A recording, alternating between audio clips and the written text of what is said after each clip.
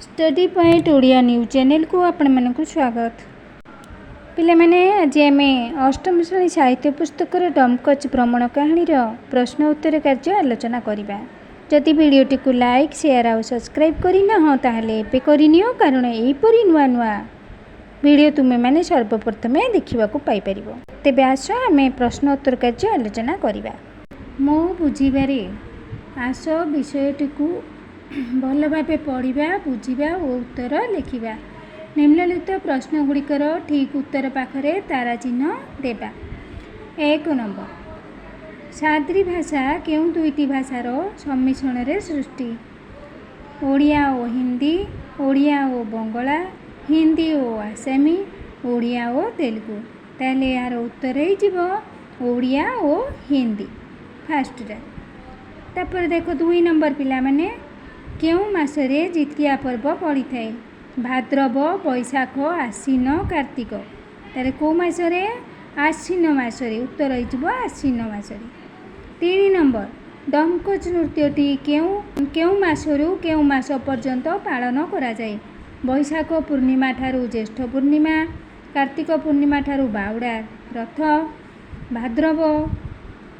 भाद्रव पूर्णिमा ठारू आश्विन द्वादशी, श्री पंचमी ठारू बाहुड़ा।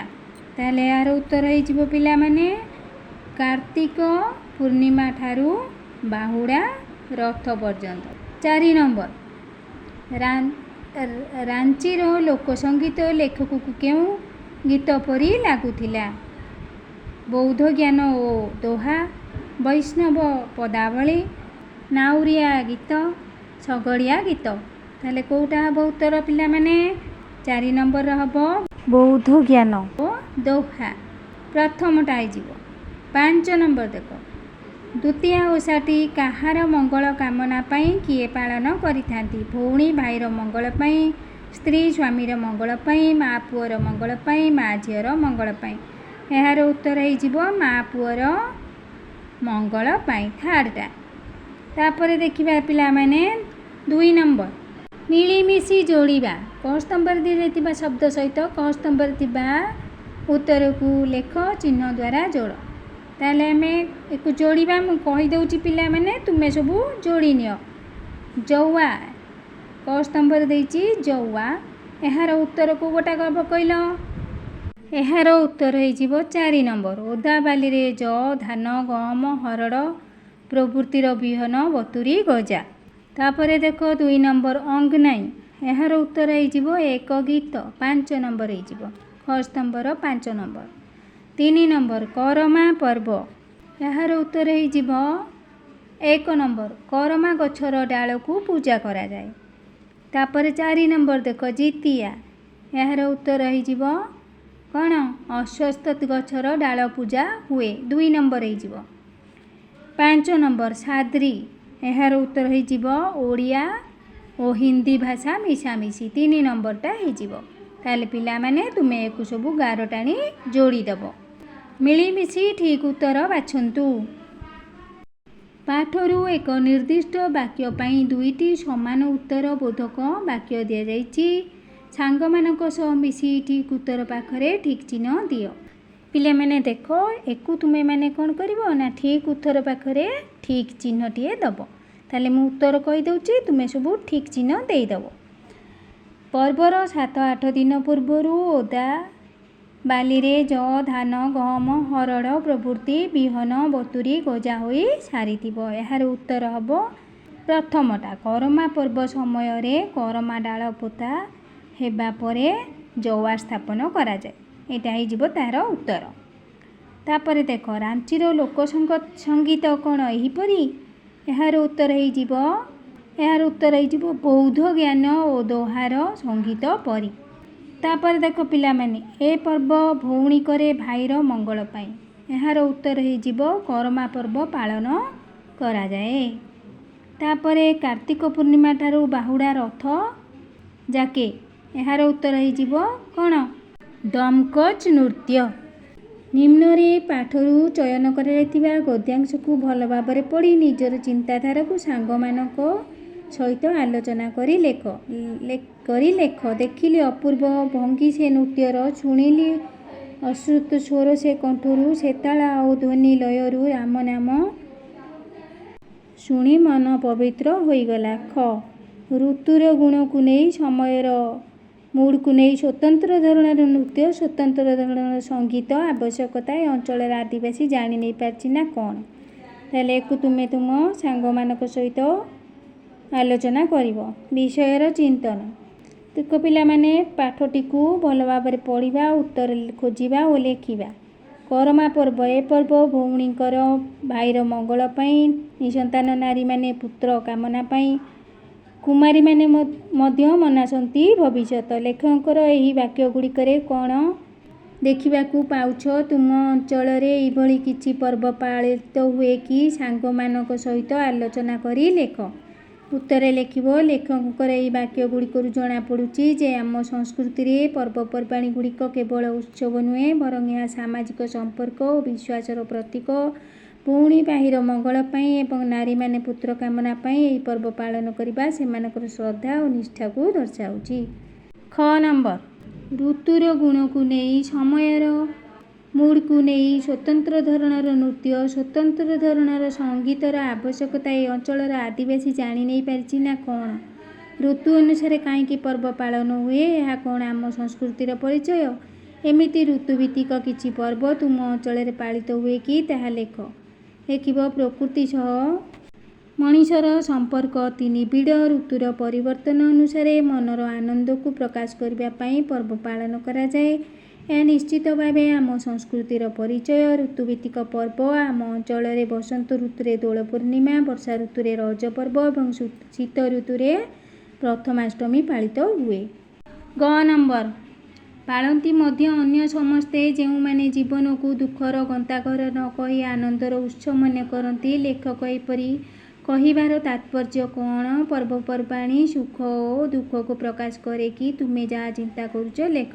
ଏହାର ଉତ୍ତର ହେବ, ଲେଖକଙ୍କର କହିବାର ତାତ୍ପର୍ଯ୍ୟ ହେଲା ଯେ ଜୀବନରେ ଦୁଃଖ ଥାଇପାରେ, କିନ୍ତୁ ପର୍ବପର୍ବାଣୀ ମାଧ୍ୟମରେ ମଣିଷ ସେହି ଦୁଃଖକୁ ଭୁଲି ଆନନ୍ଦ ଉପଭୋଗ କରିବା ଉଚିତ। ପର୍ବପର୍ବାଣୀ କେବଳ ସୁଖ ନୁହେଁ, ବରଂ ଦୁଃଖ ସମୟରେ ମଧ୍ୟ ଏକତାର ବାର୍ତ୍ତା ଦେଇ ମନକୁ ଶାନ୍ତି ଦିଏ। ଘ ନମ୍ବର, ରାମ ଓ କୃଷ୍ଣ ନାମ, ଏ ଦୁଇ ନାମକୁ ଜପାମାଳି କରି ଭାରତ ବଞ୍ଚି ରହିଛି। ଭାରତର ଅଧିକାଂଶ ପର୍ବପର୍ବାଣୀ ରାମ ଓ କୃଷ୍ଣଙ୍କ ଜୀବନଧାରା ସହିତ ଜଡ଼ିତ। ଯଦି ତୁମ ଅଞ୍ଚଳରେ ରାମ ଓ କୃଷ୍ଣଙ୍କୁ ଦେବତା ରୂପେ ନେଇ ଯେଉଁ ପର୍ବ ପାଳନ କରାଯାଇଅଛି ତାହାର ତାଲିକା ପ୍ରସ୍ତୁତି କର। ତାହେଲେ କେଉଁ କେଉଁ ପର୍ବ ପାଳନ କରାହୁଏ ତାର ଗୋଟେ ତାଲିକା କରିବା। କ'ଣ ନା, ରାମଙ୍କୁ ନେଇ ରାମନବମୀ, ଦଶହରା, ରାବଣ ପୋଡ଼ି, କୃଷ୍ଣଙ୍କୁ ନେଇ ଜନ୍ମାଷ୍ଟମୀ, ଦୋଳ ପୂର୍ଣ୍ଣିମା, ଚନ୍ଦନ ଯାତ୍ରା। ଅନୁମାନ ଓ କଳ୍ପନା। ମୟୂରଭଞ୍ଜ, ଷଢ଼େଇକଳା, ଖରସୁଆଁ ସିଂହଭୂମିର ଦକ୍ଷିଣାଂଶ ଅର୍ଥାତ୍ ରାଞ୍ଚି ଅଞ୍ଚଳ।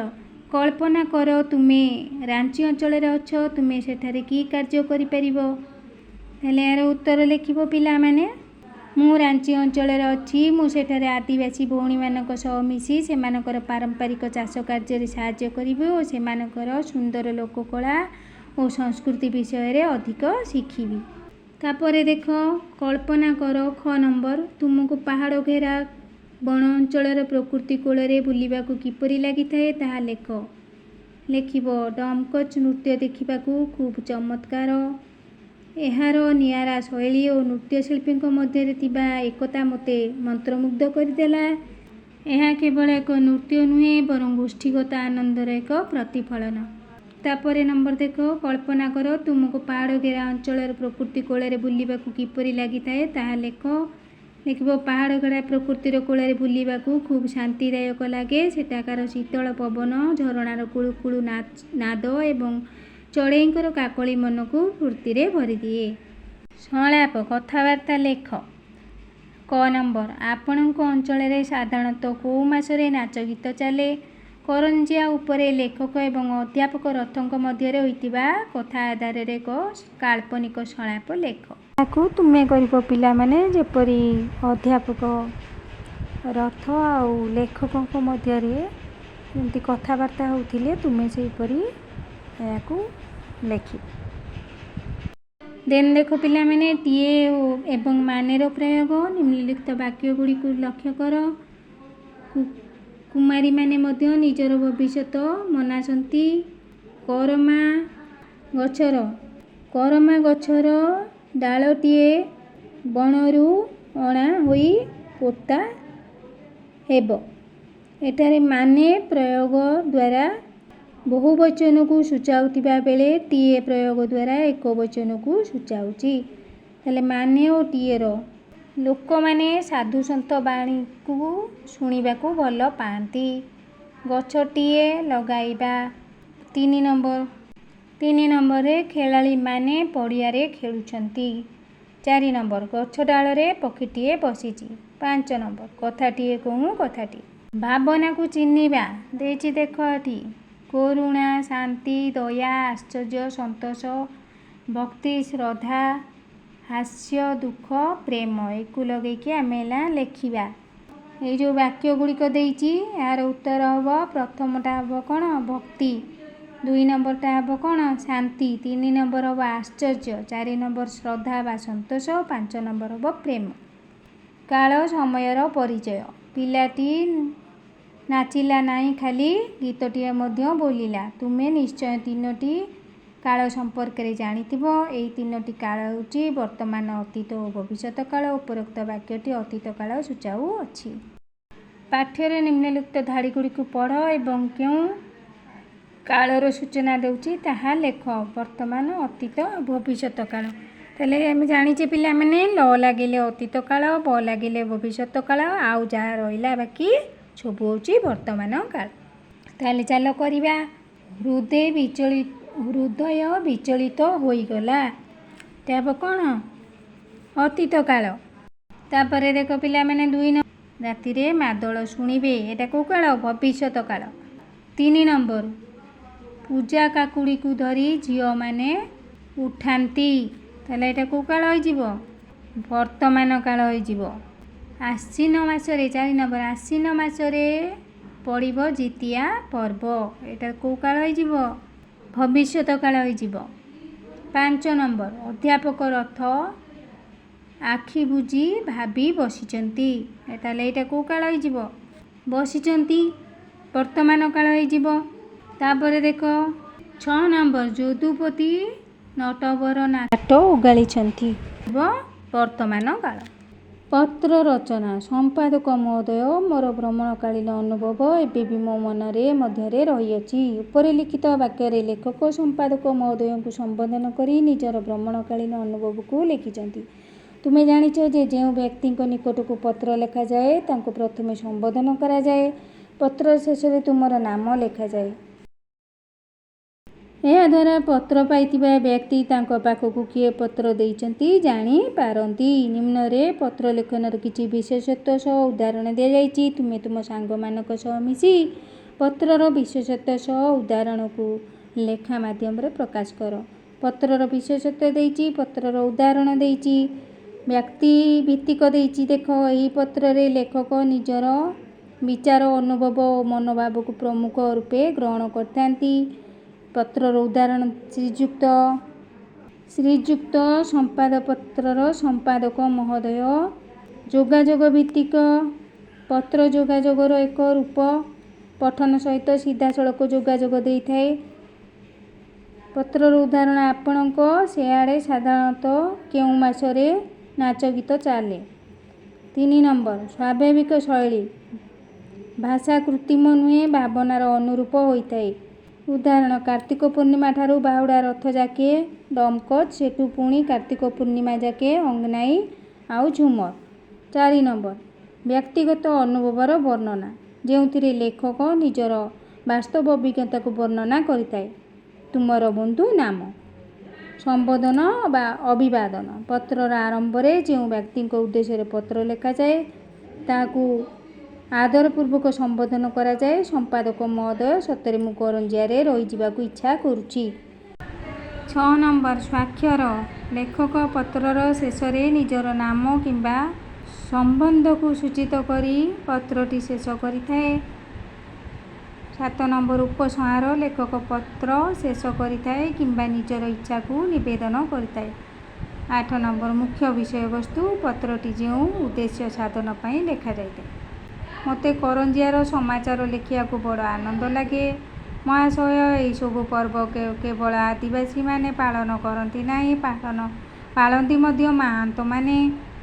ଦେଖିଲି ଅପୂର୍ବ ଭଙ୍ଗୀ ସେ ନୃତ୍ୟର। ଚାଲ ପିଲାମାନେ ଆମେ ପତ୍ରଟିଏ ଲେଖିବା। ସମ୍ପାଦକଙ୍କୁ ପତ୍ର, ସମାଜ କିମ୍ବା ଯେକୌଣସି ଖବରକାଗଜର ନାମ ତୁମେ ଲେଖିପାରିବ, ହେଲା କି? ଆଉ ବିଷୟ ଲେଖିବ ଭ୍ରମଣ କାହାଣୀର ଅନୁଭୂତି ସମ୍ପର୍କରେ।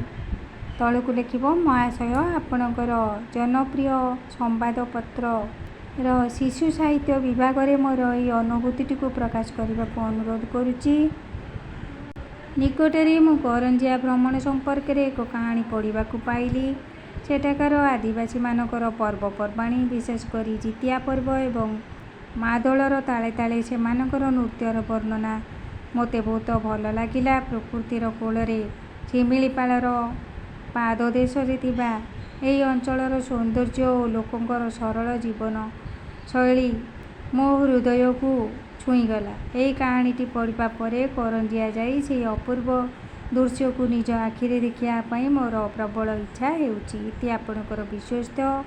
ନାମ ଲେଖିବ, ଠିକଣା ଲେଖିବ, ଆଉ ଯେଉଁଦିନ ପତ୍ରଟି ଲେଖିଥିବ ସେହି ଦିନକାର ତାରିଖଟିକୁ ମଧ୍ୟ ସେଠାରେ ଲେଖିବ। ତାହେଲେ ବୁଝିପାରିଲ ପିଲାମାନେ? ନେକ୍ସଟ ଦେଖିବା ପିଲାମାନେ, ଶବ୍ଦ ସହ ଶବ୍ଦ ଯୋଡ଼। ନିମ୍ନରେ ଦିଆଯାଇଥିବା ଖାଲି ସ୍ଥାନରେ ଡମକଚ୍ ଶବ୍ଦ ସହିତ ଯୋଡ଼ି ହୋଇଥିବା ଶବ୍ଦକୁ ନିଜ ମନରୁ କିମ୍ବା ବହିରୁ ଆଣି ଲେଖ। ତାହେଲେ ଚାଲ, ଡମକଚ୍ ଶବ୍ଦ ସହିତ କେଉଁ ଶବ୍ଦ ଗୁଡ଼ିକ ଯୋଡ଼ି ହେଇଛି ତାକୁ ଆମେ ତୁମ ବହିରୁ ବାଛିକି ଲେଖିଦେବା। ଏହିପରି ଲେଖିବ ରଙ୍ଗ, ଚମତ୍କାର ରଙ୍ଗ, ଦୃଶ୍ୟ, ଚମତ୍କାର ଦୃଶ୍ୟ, ନୃତ୍ୟ, ଚମତ୍କାର ନୃତ୍ୟ, ପରିବେଶ, ଚମତ୍କାର ପରିବେଶ, ଅନୁଭୂତି, ଚମତ୍କାର ଅନୁଭୂତି। ଲେଖିବାର ଅନନ୍ୟ ଉପାୟ। ଡମକଚ୍ ଅଧ୍ୟାୟରେ ଲେଖକ କରଞ୍ଜିଆରେ ଭ୍ରମଣ କରୁଥିବା ସମୟରେ ନିଜର ଅନୁଭୂତିକୁ ସୁନ୍ଦର ଭାବରେ ନିଜସ୍ୱ ଶୈଳୀରେ ଉପସ୍ଥାପନ କରିଛନ୍ତି। ଯେପରି 14-15 ବର୍ଷର ସୁନ୍ଦର ଗୋଲଗାଲ କଳା ମଚମଚ ପିଲାଟିଏ।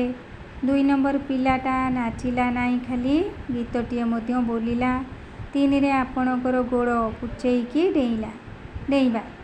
ଉପରୋକ୍ତ ଧାଡ଼ିଗୁଡ଼ିକୁ ଭଲ ଭାବରେ ପଢ଼ନ୍ତୁ। ବହୁ ଦେଶଜ ଶବ୍ଦର ପ୍ରୟୋଗ ହୋଇଛି। ପାଠରୁ କ୍ରମେ ଦେଶଜ ଶବ୍ଦ ବାଛି ତାଲିକା ପ୍ରସ୍ତୁତ କର।